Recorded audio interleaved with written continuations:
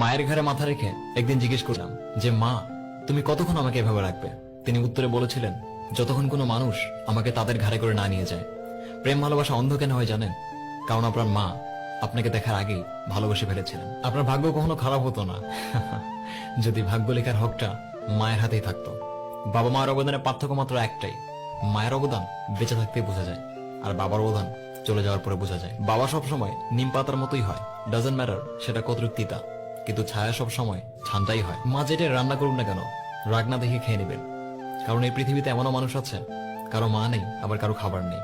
আপনি তাদের থেকে অনেক ভাগ্যবান। তাই ওই আল্লাহর কাছে একটাই চাওয়া, মা ছাড়া কোনো ঘোর না হোক, আর কোনো মা ঘোর ছাড়া না হোক। একটা কথা কি জানেন, সমুদ্র আর বাবার মাঝে অনেক মিল রয়েছে, দুটোরই গভীরতা কখনোই বোঝা যায় না। আর যে মানুষটি আপনার জন্য হার মানতে পারে, তার কাছে আপনি কখনো জিততে পারবেন না, আর সেটি হলো আপনার বাবা। আর তাই পৃথিবীতে সব থেকে বড় অসম্ভব কাজ হচ্ছে বাবা মায়ের ভালোবাসার পরিমাণ খুঁজে বের করা। দেখুন, পানি গরম হতে সময় লাগে, চাঁদ পূর্ণিমা হতে সময় লাগে, ঠিক তেমনি